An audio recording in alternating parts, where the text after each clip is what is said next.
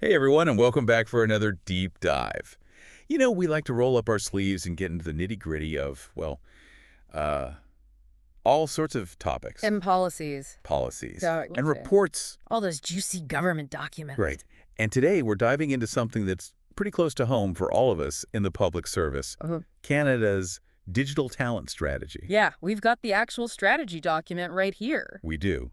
Ready to pull out all those key insights that can help us make a real difference for Canadians. It's not just about, becoming a tech whiz, though. It's about equipping the entire public service. Oh, absolutely. Every department, every level to really thrive in this digital world that we're all living in. So think about this. Mm-hmm. Imagine, families getting their immigration applications processed faster, veterans accessing benefits seamlessly, Mm-hmm. and maybe, just maybe, Yeah. renewing your passport without wanting to pull your hair out. That's the future, or that's the dream. That's the dream, right? Yeah. That's the kind of future this strategy is aiming for. Heck. And the strategy, it sort of starts off by painting this picture Yeah. of this rapidly changing digital world that we're living in. Mhm. It talks about how people now, they expect government services to be available 24/7. Right. On their terms, through any device. Yeah, on their terms, through any device. Exactly. It's like we have to keep up with how people are living their lives. And their expectations. Yeah, exactly. And we can't be stuck in those, you know, Those old ways. those old ways of doing things, right? We have to evolve Yeah. and really embrace all these new digital tools and these platforms. It's exciting. It is exciting, but it can also be daunting. Oh, yeah, and it's not just talk, right? I mean, the government is already walking the walk with things like the GC Digital Standards. Absolutely. Foundational. Yeah, which basically acts as a guide to create a more open, agile, and user-centered government. Those GC digital standards are the blueprint for how we build Mm-hmm. those government services that are really user first. Okay, let's get real for a second, though. Okay. Reality check. We're all facing like this massive challenge right now, Ugh. finding skilled people.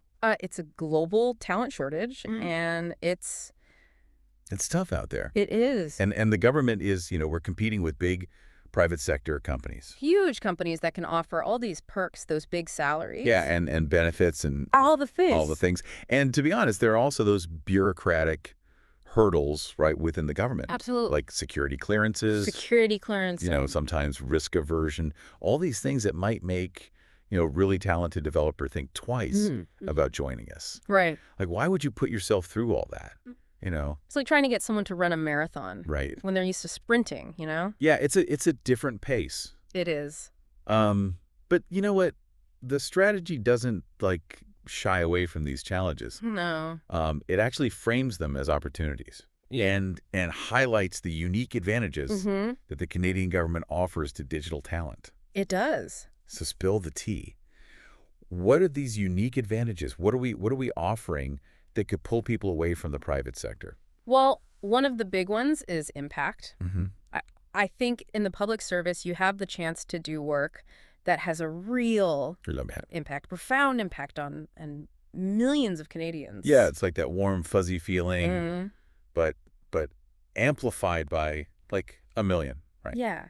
It's Helping so many people. You're making a difference in people's lives. And we talked about, those faster EI claims, someone struggling, getting support faster Mhm. because of our work. Real people, real challenges. Streamlining immigration for families who just want to be reunited. Desperate to be together. Yeah, that's the kind of impact we're talking about. That's it. It's pretty incredible. It is. Okay, so impact is a big one. I bet a lot of folks, especially, those tech-savvy types, they're looking for a modern, dynamic work environment too, That's a really good point. right? And the strategy speaks to that too.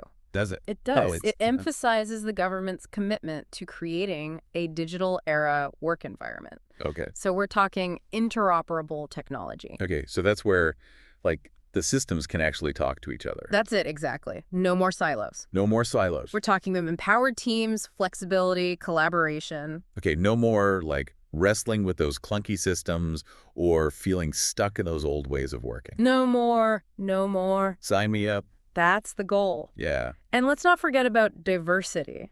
Oh, right? That's a huge part of this. That's a huge strength. It is a strength. The public service needs to mirror the amazing tapestry of Canada, right? Absolutely. It's how we can best understand and serve all our diverse communities. Yeah, absolutely. So We've talked about this changing world, the challenges, the potential.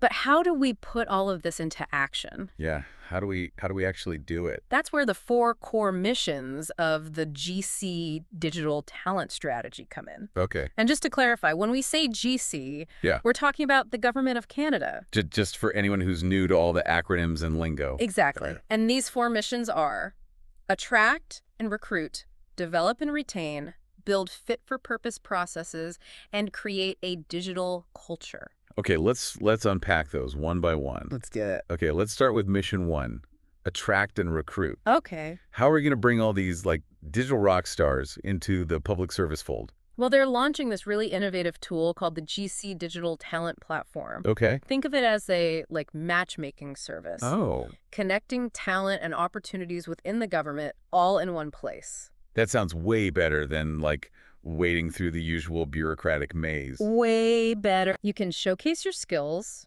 explore diverse opportunities, and the application process is super streamlined. So it's actually user-friendly. It's user-friendly. It's designed for the digital age. I love that. And they're also, going hyper-targeted with their recruitment. They're focusing on those high-demand areas. Like what? So cybersecurity, Okay. data science, digital leadership.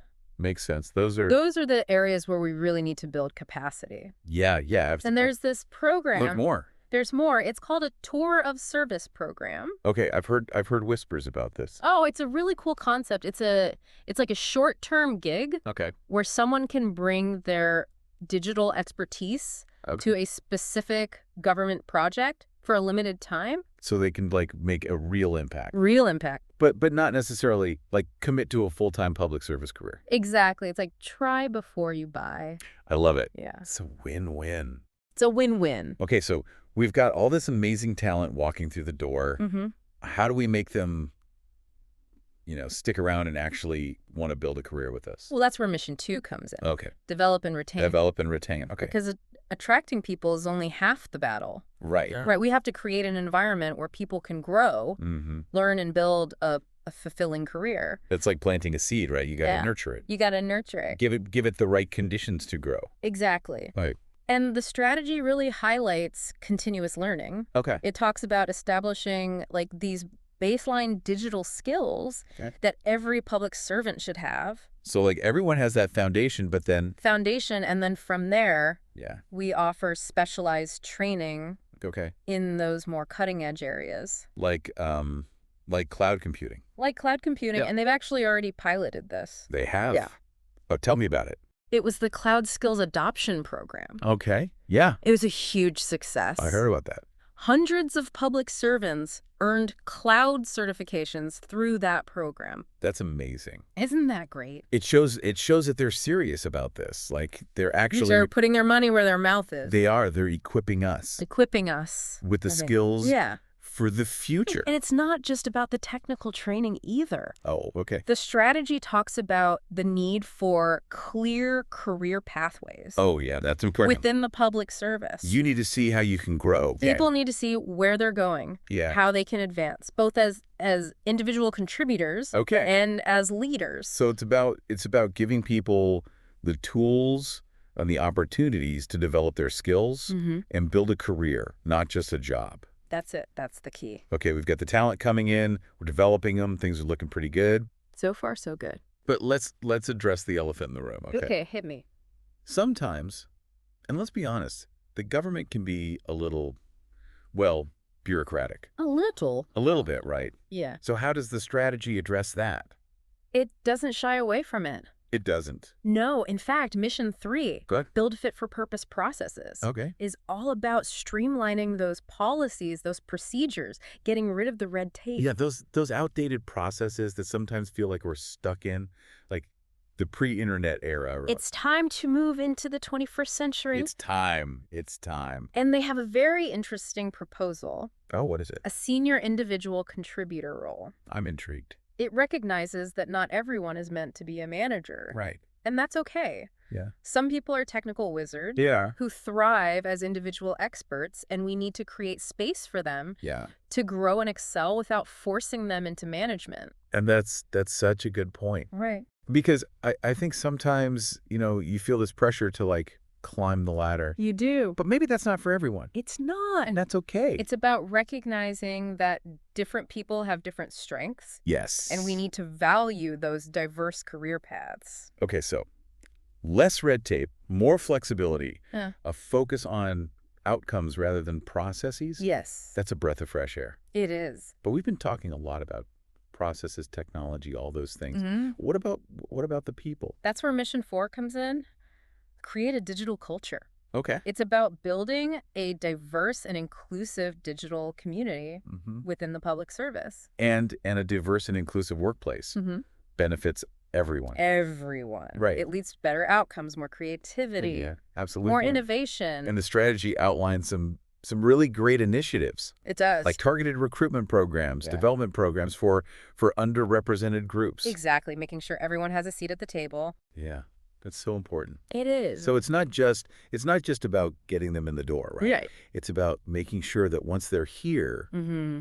they feel welcome. Yes. They feel supported, Supported that they can thrive. thrive, and contribute their unique skills and perspectives. Yeah. And there are things like, Like the Digital Government Leaders Summit.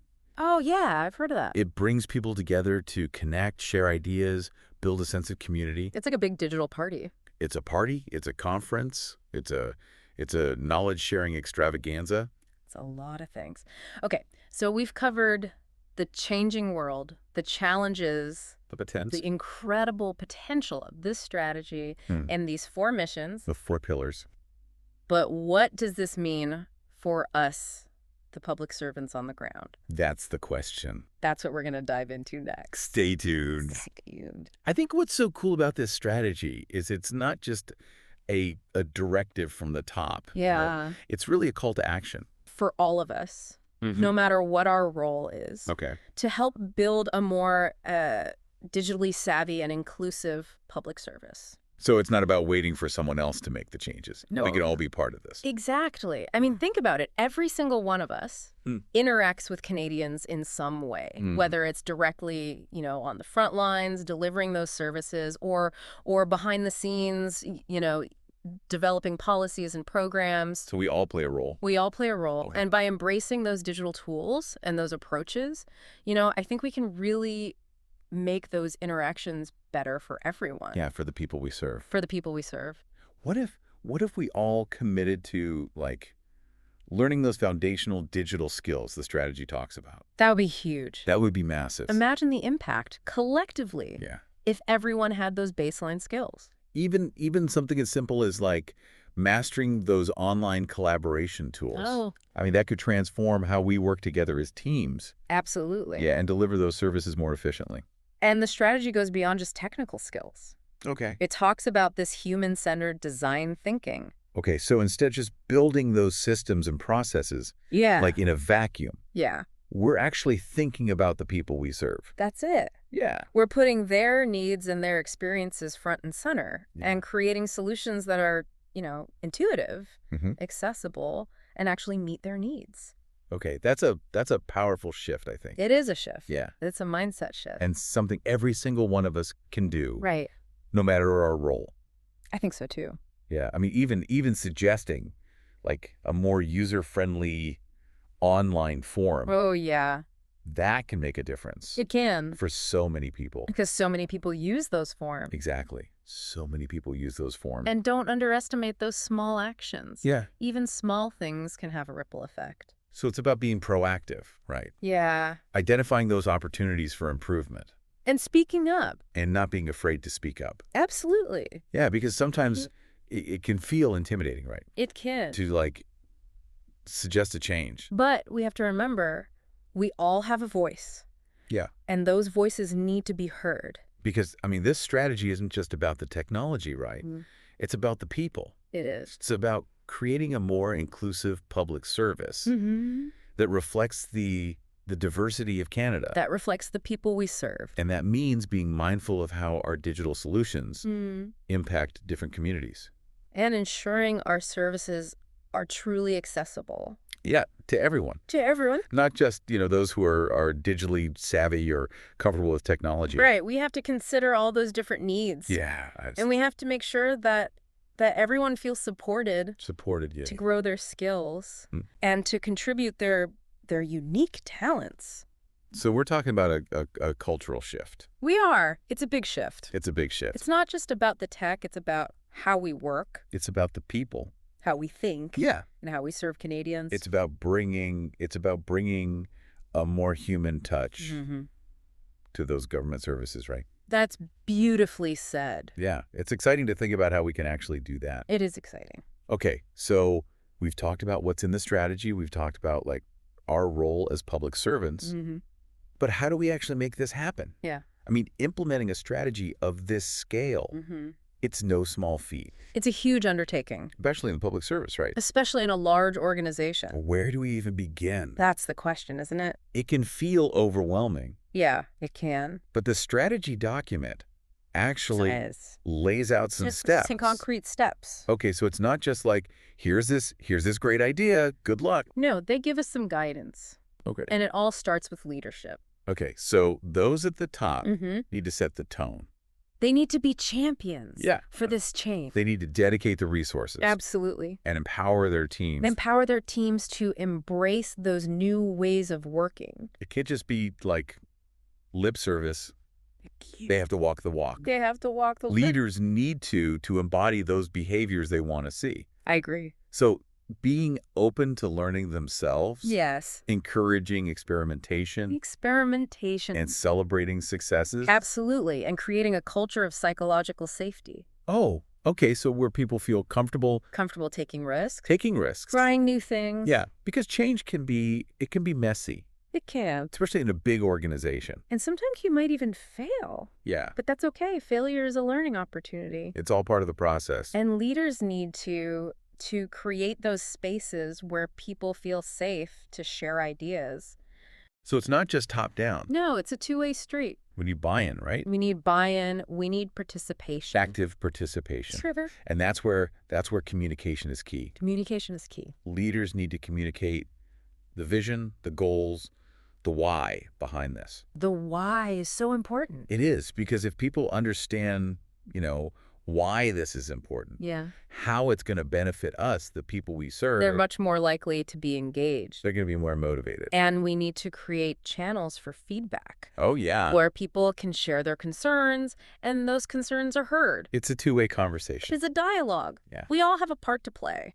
And to be honest, implementing something this big, it's going to require a lot of collaboration It will. and open dialogue. Yes. We have to talk to each other, And the strategy also talks about training and development. right? That's a big one. It's a huge part of this. Yeah. Making sure people have the tools they need. So access to training programs, Training program. workshops, mentorships, all that good stuff. All of that. And recognizing that training is not a one-time thing. Right. It's not like, okay, I went to this training, I'm good to go. No, technology's constantly evolving. It is. New skills are emerging all the time. It's like a subscription to learning.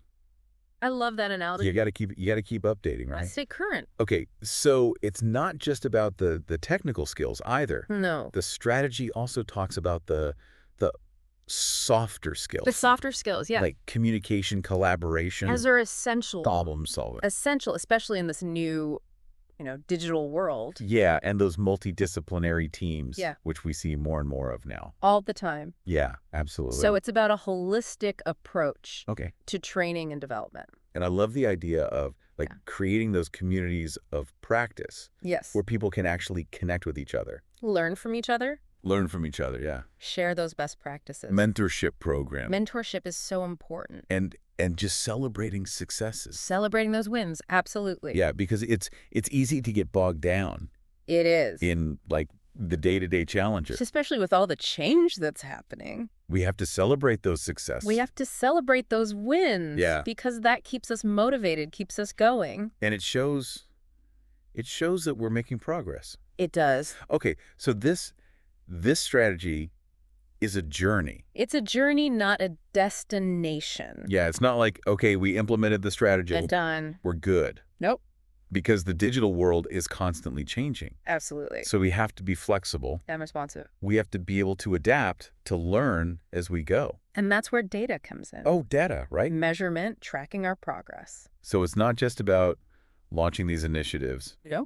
and hoping for the best. We have to measure. We have to measure, we have to So track, it's- and use that information to make decisions, to adjust course. To make sure we're on the right track. We have to be accountable. We do. And we have to be able to show that what we're doing Mm-hmm. is actually making a difference. Because at the end of the day, success isn't just about implementing technology. Right. It's about those outcomes. It's about those outcomes, yeah. It's about better services, more efficient government. It's about those real, like, meaningful outcomes for Canadians. That's it. And that's where we as public servants Mm-hmm. are so vital, We are. because we're the ones interacting with Canadians We are. every single day. Every single day. We're the ones who understand their needs. And we can champion their voices. Yeah, within the public service. So this is exciting, I think. It is. It's exciting to think about how we can use technology Mm-hmm. to amplify our impact, to reach more people, to create a more equitable and inclusive society. But before we get too carried away, Yeah, we have to acknowledge the potential challenges. right. It's not going to be all smooth sailing. It's not going to be easy. Change is hard. It is. Implementing something this ambitious will come with obstacles. It will. So let's talk about those potential roadblocks. Let's do it. Yeah. And how we can overcome them. I think one of the biggest challenges we might bump into is just resistance to change. Yeah. I mean, people don't always love change. No, not everyone embraces it, especially if they've been doing things a certain way for a long time. It's human nature, right? Change can be scary, especially when you don't know how it's going to impact you personally. So how do we deal with that? I think communication is key. Okay. Being upfront with people about, why we're making these changes, Yeah. what benefits they will bring, The why. the why exactly, and how it will affect Mhm. their roles and their teams. So it's about bringing everyone along Yes. on this journey. Not just dictating from the top down. No, it's a collaborative process. It has to be. Yeah. And listening to those concerns, right? Yeah, listening to Just bring concerns, support. making sure everyone feels valued, Absolutely. and providing the training and development Yes. that people need to be successful in this new world. Exactly. When people feel equipped, Mm-hmm. they feel more confident, Yeah. less resistant to that change. It was about empowering Uh, people, right? Empowering people to embrace that change. Yeah. Not forcing it on them. No. But even with the best communication Mm-hmm. and the best training in the world, Yeah. there are going to be some bumps. Oh, absolutely. There will be setbacks. There will be frustrations. Yeah. Maybe even a few missteps along the way. But it's about learning from those, right? Learning from them, adapting, And never losing sight of that bigger goal, the bigger picture which is that digitally empowered public service. that serves Canadians better. Exactly. That's the goal. And speaking of potential challenges, Yeah. we also have to address, like, digital equity. Digital equity, yes. I mean, we have to ensure Mhm. that all Canadians can actually benefit benefit from those digital solutions. in those digital solutions. Regardless of their, Yeah. circumstances, their location, Yeah, like, we can't just assume that everyone has access to technology the internet. on the internet. We can't. Yeah. So we have to think about those who might be left behind. Like, who are we thinking about specifically? Well, people with disabilities, Sure. seniors, folks in rural or remote communities, Mm-hmm. anyone facing barriers. Yeah. We have to think about language barriers, Absolutely. digital literacy skills. The cost of internet access. It's a lot, right? It's a lot to consider, but it's essential And it's about designing with accessibility in mind. from the very beginning. Yeah, not as, like, an afterthought. Not as an afterthought, right? And it's about providing support, right, Absolutely. to those who need help navigating Yeah. this whole digital world. We want everyone to benefit. Okay, so resistance to change, digital equity, and then, of course, funding. Funding. Yes. The perennial challenge. The elephant in the room, again. Yeah. I mean, implementing something like this, it requires investment. Significant investment, And securing those funds can be tough. especially in a tight fiscal environment. It is. It is. So how do we make a compelling case Mm-hmm. for this investment? Well, I think we need to highlight that return on investment. Okay. We need to show that Mhm. investing in digital transformation is not just about saving money. It's not just about cutting costs. It's not just about cutting costs. It's not just about cutting costs. It's about better services, It's about better services, efficiency. efficiency, better outcomes, It's about outcomes. outcomes for Canadians. Yeah, we have to paint that picture of the future. and show how this strategy will help us get there. That's it. Can we get creative with the funding, though? I think we have to be. Okay. We can explore, partnerships, Okay. the private sector, maybe new procurement methods Go ahead. that allow for more agility and flexibility. So thinking outside the box. Thinking outside the box, Yeah. but always coming back to accountability. Accountability, yeah. We have to be able to show that those investments are making a difference. And that's where data comes in again. Data is our friend. Data tells the story. It does. Okay, so we've got those three big challenges: resistance to change, digital equity, funding. Mm-hmm. But I have a feeling there's a bigger challenge lurking. What's that? It's less tangible. Okay. It's about a cultural shift within the public service. Oh, that's the big one. Yeah, It is. because we can implement all the technology in the world, Mm-hmm. but if we don't change how we think, How we work, how we interact, yeah, this transformation won't be truly successful. it's about moving away from those silos, right? Breaking down those silos, yeah. Embracing collaboration, Collaboration. being open to those new ideas, to experimentation. Experimentation, learning from our mistakes, Yeah. and always putting Canadians at the center. It's about fostering that culture of innovation, Yes. agility, and continuous learning. And empowering public servants at all levels Yeah. to contribute their ideas and their talents. It's a tall order, It is. but I think it's possible. I think so too. And the great thing is, this strategy gives us a roadmap. It does. It's a call to action for all of us to be those agents of change, Agents of change. Yeah. to embrace those opportunities, Absolutely. and to work together. Let's work together to build a better public service. I love it. Yeah. And as we wrap up this deep dive, just want to emphasize that this strategy, Yeah. it's not just about the tech. No, It's about the people. it is. It's about empowering us Yeah. to make a difference in the lives of Canadians. That's what it's all about. It's about using technology to amplify our impact, to reach more people, to create a more inclusive society. So are you ready to be part of this transformation? I'm in. And to all our listeners out there, I definitely encourage you to check out the full Canada Digital Talent Strategy online. It's a fascinating read and a roadmap for how we can all work together to build that more digitally savvy and inclusive public service. Until next time, keep learning, keep innovating, and keep serving Canadians with passion and purpose.